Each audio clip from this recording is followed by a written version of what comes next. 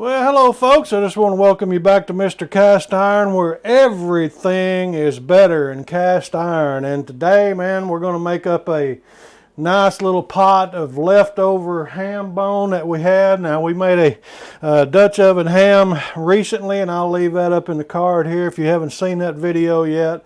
But anyway, we're going to take this ham bone and we're going to make some pinto beans and ham with this. Dutch oven ham and bean soup is what I call it. So now what I did, I basically took me 2 pounds of pinto beans and I soaked those overnight last night. And I got up this morning and I dumped all that water out that they soaked in. And I rinsed them real good, picked through them, make sure there wasn't any dirt clods or little pebbles or whatever in it. And then soaked it again a little bit in the cold water, rinsed it real good and cleaned them real good. You certainly want to do that every time you make beans.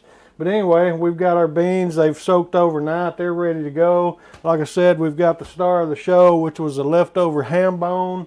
I've got a large yellow onion that I've cut, just rough cut. I didn't chop it fine or whatever, because this is going to simmer all day today.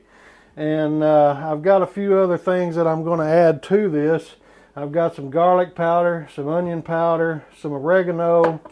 I'm going to put a bay leaf or two in there also. Got a little black pepper, and then I'm also going to put some cumin in there. Some people do, some people don't. But now, one thing I want you to notice is I don't have any salt out here. And the reason why I don't is because your ham bone already has salt. It's pretty salty.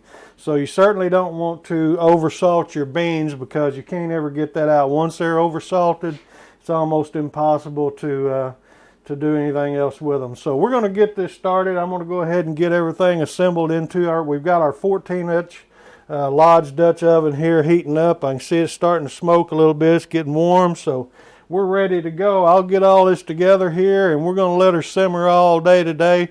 We just want to say Merry Christmas to you guys from Mr. Cast Iron and Miss Cast Iron, and a Happy New Year. We're going to get this show on the road and see if we can have some Dutch oven ham and bean soup today. So you guys hang on. We'll be right back. Well, all right, here we are. It's been all day long simmering, so let's take a look at this thing. And I actually made a little bit of cornbread too with this. So what's ham and beans without cornbread, right? Place this over here out of the way. Man, look at that deep, dark broth. Look at those beans, man. Wow, that looks so good. I'm going to have to get all these ham bones out and everything and separate that away from the beans and the broth later, but we'll do that after a while. I just wanted to show you guys Dutch oven ham and bean soup recipe. Man, look at that. Oh boy, this is going to be so good. That's what you do with leftover ham and ham bones. Don't throw them bones away. Put them in a plastic bag and put them up in the freezer until you're ready to make you a big old pot of pinto beans and ham. Look at that.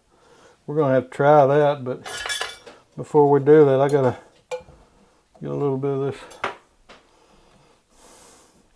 I made a little thin cornbread today. I didn't make a double batch like I normally do, but that's okay. So anyway, I'm going to give this a taste.